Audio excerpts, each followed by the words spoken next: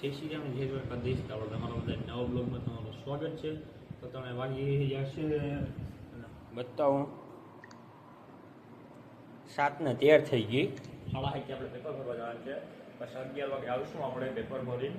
તો તમને બતાવું અમારો સવાર થઈ ગઈ.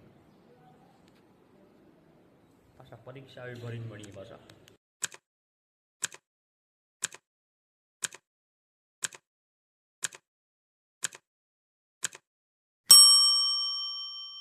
આપણે તો 11 વાગ્યા પછી ન મળ્યા, કેમ કે થોડું કામ હતું. તો વટાણે જવાનું છે આપણે માંગરોળ અબ્દુલ્લા ઘાણી કઢાવવા. તો આ છે અમારું, તમે જોયું છે આગલા બ્લોગમાં તમને બતાવી જશે. તો એને કમેન્ટમાં કહેજો. જે હમણાં પાછું નવું કર્યું એ તમને બતાવું. હું આપણે નવું કર્યું એ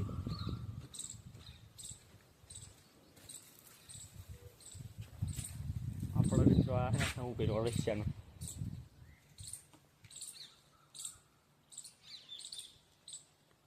મિત્રો તો તમને ફાર્મ હાઉસ તો બતાવી દીધું. જો આ છે, તમે આને શું કહો એ કમેન્ટમાં જણાવજો. આમાં ગોબર ગેસ છે. વાહ, તમને બતાવું આમાં હવે શું હોય. આમાં અંદર તો પાણી ભર્યું, પાણી દેખાય તમને, પાણી ભર્યું આમાં. તમને બસ પાણી છે આમાં. મિત્રો તમને બતાવું, જો આ ફાર્મ હાઉસ આપણું હતું એ તમે જોઈ લીધો હે. તો બતાવું તમને અમારું રીપા. ચલો चलो भाई देखो अब मैं क्या करता हूँ. રીપર બતાવું તમારું અમારું વાંચી આખું રીપા. હમણાં મોહેમ સિઝન પૂરી થઈ ગઈ છે હવે. તો હવે પાછી આવતી સિઝનમાં આપણે ચાલુ કરશું. તો આ છે આપણું છે રીપર. આ છે આપણું રીપર. જો કેમ છે, જો આ છે આપણું રીપર. ને મિત્રો આ બધું વેચવાના છે, કોઈને લેવા હોય તો કોમેન્ટમાં જણાવજો. અહીં સુધી રાખી પાછા આપણે માંગરોળ પાછા મળીએ. મિત્રો તો આપણે માંગરોળ પૂગી ગયા. માંગરોળ આપણે ઘાણી કઢાવવાની હતી ટોપરાની, એટલે આ અમારું છે માંગરોળ. જોઈ શકો છો તમે. આ છે અમારી માંગરોળની બજાર.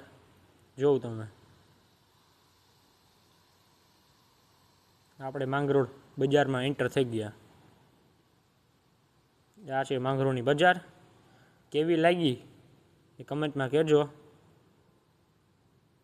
આ છે માંગરોળની બજાર. તો અહીં સુધી રાખી તો પાછા આપણે મળીએ ઘેર. મિત્રો તો આપણે માંગરોળથી આવી ગયા. માંગરોળ આપણે થોડું કામ હતું એ કરાઈ ગયું. તો મિત્રો આ બ્લોગ સારો લાગ્યો હોય તો લાઈક, શેર અને સબસ્ક્રાઈબ કરવાનું ભૂલતા નહીં. તો આ બ્લોગને અહીં સુધી આપણે એન્ડ કરીએ.